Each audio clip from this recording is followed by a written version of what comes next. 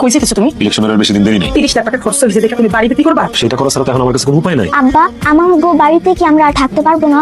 আমি আগেই জানতাম তুমি ফেল করবা। মানুষ টাকার কাছে এইভাবে বিক্রি হয়ে যেতে পারে? আমার ভয় কম বলছো কোথায় নিতেছো? আরে বাবা রে, সন্ধ্যার সময় যখন বাড়িতে আইতেছিলাম তখন ফরাদের মায়ের লোকে দেখা হয়ে গেছে। ফরাদের আম্মা কইছে শীতে তার খুব কষ্ট হইতেছে। ওগো টাকা পয়সা কি অভাব হইছে? এই কম্বলটা লয়া যদি খালাম্মার দোয়া লয়া আহি লগে 7টা ভোট লয়া তুমি বুঝতেছ না কি লিখে দাও কম্বল দাও। তোর জীবনের লগে তোর বাচ্চার জীবন জড়িত না? হ্যাঁ ভাই।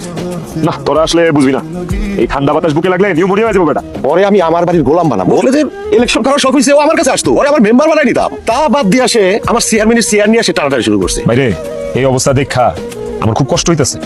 তোমার সেবা কর্ম দেখা সেই সুদূর মালয়েশিয়া থেকে চলে আইছি, এই পর্যন্ত কয়েক লাখ টাকা খরচ করে ফেলাইছি।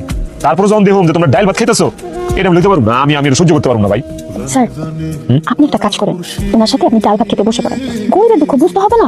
রেডি দিলে? হ্যাঁ, প্রিয় দেশবাসী, আমি মুখলিসুর রহমান মুখলেস, আড়াইখাল ইউনিয়নের সম্ভাব্য চেয়ারম্যান, আজকে একটা হৃদয় বিদারক দৃশ্য নিয়ে আপনাদের সামনে হাজির হইলাম। এই যে আমার পাশে বসা ভদ্রলোক, তার নাম মকবুল মিয়া। এই আড়াইখাল ইউনিয়নের একজন দরিদ্র কৃষক পরিবারের সন্তান। সে নিজেও কৃষিকাজ করে। পারে একটু বড়ই তো রেজাল্ট দিব। একটা মানুষ আমি দেখলাম না যে তোমার পক্ষ নিয়ে কথা বলতেছে। যারা তোমার লিফলেট নিয়ে প্রচার করলো, এতদিন তুমি টাকা পয়সা কারে খাওয়াইলা? আমি বুঝতে পারি নাই, না ভিলেজ পলিটিক্স যে এত কঠিন বুঝতেই পারি নাই। একটা না আমাকে ভবিষ্যৎ চেয়ারম্যান দাঁড়ায় আছে। ও চেয়ারম্যান সাহেব, মুখ কালো করে দাঁড়ায় আছো কেন? যাও যাও ওইদিকে যাও, যাই দেখো কত ভোট তোমার পক্ষে রয়েছে, উঠাই নিয়ে আসো যাও। টাকার কাছে হাইরে গেছি চেয়ারম্যান সাহেব।